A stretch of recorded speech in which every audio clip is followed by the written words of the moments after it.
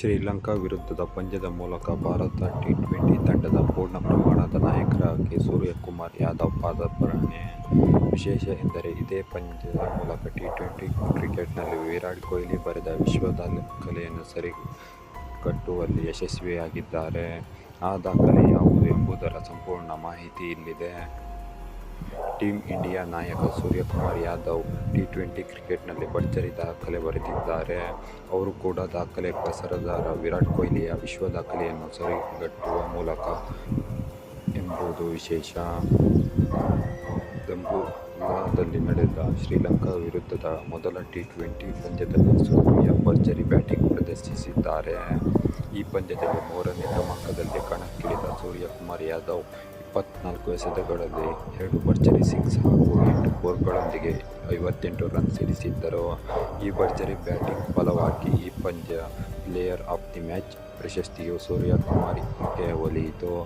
ಇದರೊಂದಿಗೆ ವಿರಾಟ್ ಕೊಹ್ಲಿ ಹೆಸರಿನಲ್ಲಿದ್ದ ವಿಶ್ವ ದಾಖಲೆಯನ್ನು ಸೂರ್ಯ ಸರಿಗಟ್ಟಿದ್ದಾರೆ.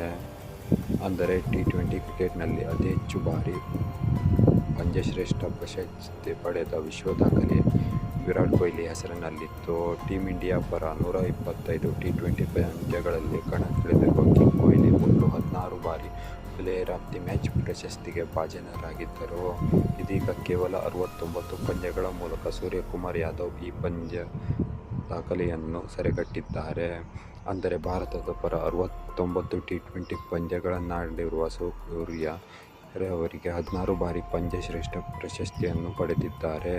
ಈ ಮೂಲಕ ವಿರಾಟ್ ಕೊಹ್ಲಿ ಹೆಸರಿನಲ್ಲಿದ್ದ player of the match award ದಾಖಲೆಯನ್ನು ಸರಿಗಟ್ಟುವಲ್ಲಿ ಯಶಸ್ವಿಯಾಗಿದ್ದಾರೆ.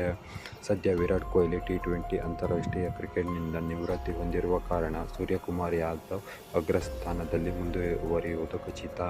ಅದರಲ್ಲೂ ಮುಂಬರಲಿರುವ ಪಂದ್ಯಗಳಲ್ಲಿ ಒಂದು ಪಂದ್ಯಶ್ರೇಷ್ಠ ಪ್ರಶಸ್ತಿ ಪಡೆದರೆ ಟಿ20 ಕ್ರಿಕೆಟ್ ಇತಿಹಾಸದಲ್ಲೇ ಅತಿ ಹೆಚ್ಚು ಬಾರಿ ಪ್ಲೇಯರ್ ಆಫ್ ದಿ ಮ್ಯಾಚ್ ಪ್ರಶಸ್ತಿ ಪಡೆದ ಆಟಗಾರ ಎಂಬ ವಿಶ್ವ ದಾಖಲೆ ಸೂರ್ಯಕುಮಾರ್ ಯಾದವ್ ಅವರ ಪಾಲಾಗಿದೆ.